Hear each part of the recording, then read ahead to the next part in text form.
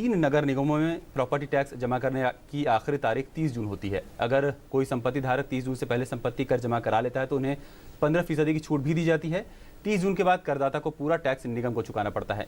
इन महीनों में निगम के पास आमतौर पर प्रॉपर्टी टैक्स लाख 2 लाख रुपए ही इकट्ठा हो पाते थे, लेकिन इस साल निगम के पास एक दिन में 70 से 80 लाख रुपए औसत में जमा हो रहे हैं।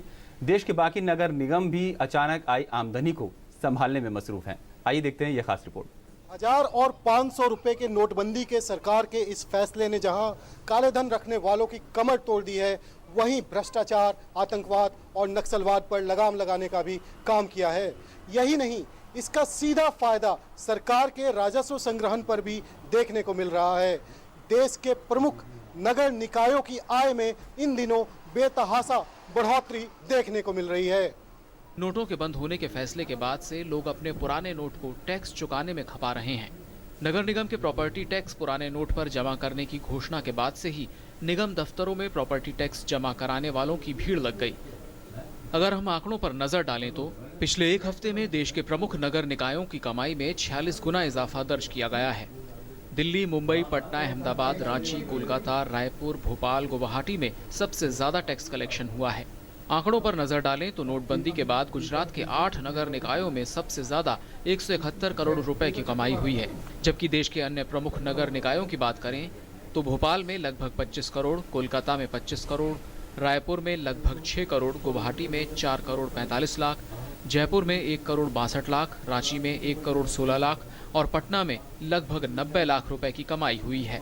वहीं दिल्ली में नोटबंदी के बाद लगभग 16 करोड़ रुपए का टैक्स कलेक्शन हुआ है, जिसमें उत्तरी नगर निगम को 4 करोड़ 77 लाख, दक्षिणी नगर निगम को 4 करोड़ 60 लाख और पूर्वी नगर निगम को 2 करोड़ 86 लाख रुपए की कमाई महज एक हफ्ते में हुई है। ये पीरियड जो है हमारा लीन पीरियड होता था, इसमें हमारे को ज़्यादा कलेक्शन नहीं आती थी।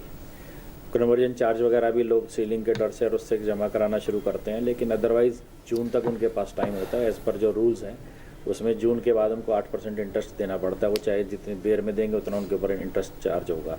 तो एक अपॉर्चुनिटी थी, ये इस टाइम मिली है नोटबंदी की वजह से कि लोग जल्दी आके हमारे पास जमा करा रहे हैं। सरकार के नोटबंदी के इस फैसले के बाद देश भर के नगर निगमों की चांदी हो गई है। दिल्ली नगर निगम के मुताबिक इस समय वो लोग भी टैक्स जमा कराने आ रहे हैं जिनका लंबे समय से बकाया था और जिनको निगम कई बार नोटिस तक भेज चुका है।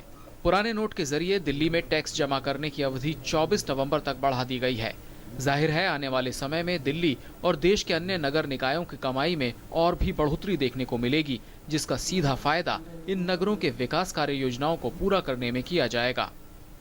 अभिषेक कुमार सिंह की रिपोर्ट, टीडी न्यूज़, दिल्ली।